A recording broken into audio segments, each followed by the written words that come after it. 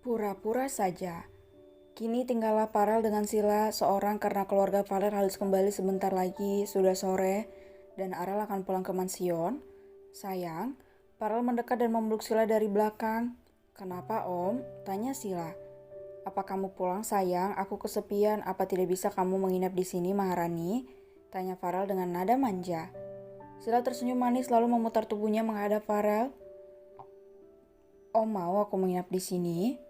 Farel mengangguk pelan dan tangannya sibuk merapikan rambut Sila.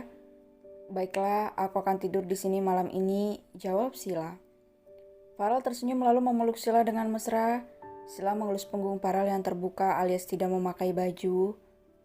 Malam hari, Farel menatap Sila yang tengah menelpon papanya dan tampak sekali wajah Sila ditekuk masam, hingga Farel tak tahan menahan senyumnya. Sila memakai baju kaos kebesaran Farel, tapi mengapa Farel bisa begitu menyukai pemandangan itu? Padahal Sila tidak memakai baju super ketat dan seksi. Enggak Pak, Sila tidak akan melakukan hal seperti itu, jawab Sila dengan alis ditekuk. Hati-hati nak, Farel itu pria dewasa dan dia bisa saja melakukan hal itu padamu. Jika itu sampai terjadi, Papa akan menghabisinya lalu membuatnya menikahimu. Kamu tahu berita akan muncul pria sehebat Tuan Farel menikah dengan wajah babak belur. Sila semakin menekuk wajah cantiknya. Ia tidak bisa menahan kekesalannya pada ucapan sang papa yang tidak mempercayainya. Bisa-bisanya Surya mengatakan Farel adalah pria dewasa yang akan melakukan hal itu pada Sila yang masih remaja. Padahal Sila lebih mengenal Farel yang tidak akan melakukan hal itu. Ada apa sayang? Sedari tadi aku lihat wajahmu masam begini. Tanya Farel gemas menyelimuti Sila yang masuk ke balik selimutnya sambil menatap gemas wajah Sila itu. Apalagi, bukankah sudah jelas Papa selalu mengatakan hati-hati sama Om yang pria dewasa yang akan melakukan hal seperti itu padaku. Katanya Om hanya modus saja, gerutu Sila. Farel terkekeh, aku memang pria dewasa sayang, wajar saja papamu khawatir. Tapi kan Om tidak pernah melakukan hal seperti itu padaku, bela Sila. Farel mengulum senyumnya, aku menahan diri sayang. Sila terkejut mendengarnya, ia menatap Farel tak percaya. Jadi Om pernah berpikiran seperti itu padaku? Tanya Sila yang sudah tahu pikiran orang dewasa karena pergaulannya yang berteman dengan orang dewasa, tapi tidak masuk dalam pergaulan bebas. Mana ada pria mata keranjang yang berani mendekati Sila karena tahu gadis itu milik Farel?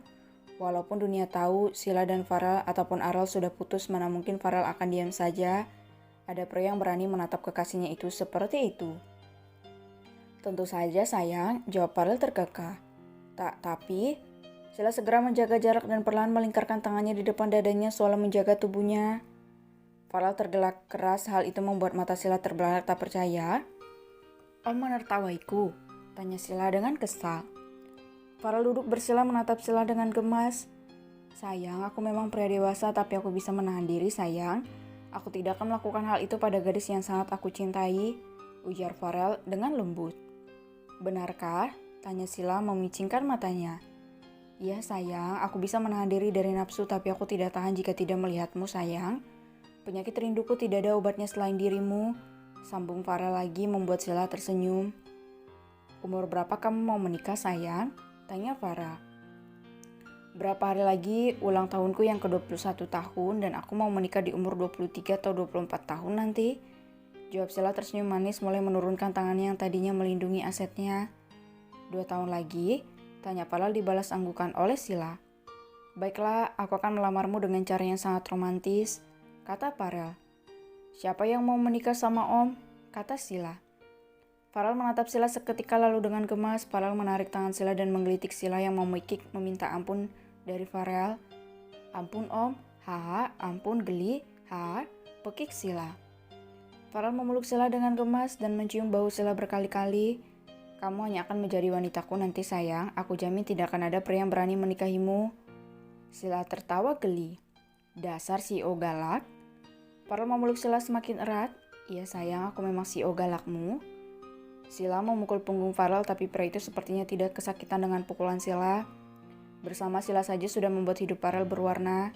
Ia tidak menginginkan apa-apa lagi, biarlah Ariel mendapatkan kebahagiaannya bersama keluarganya.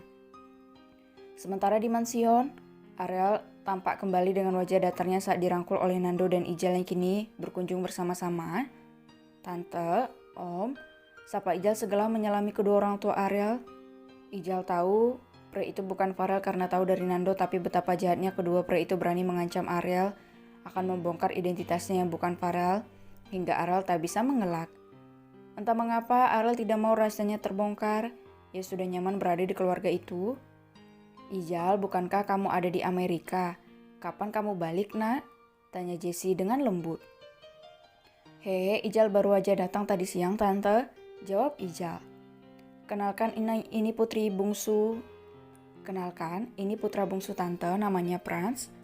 Jessie menunjuk Franz.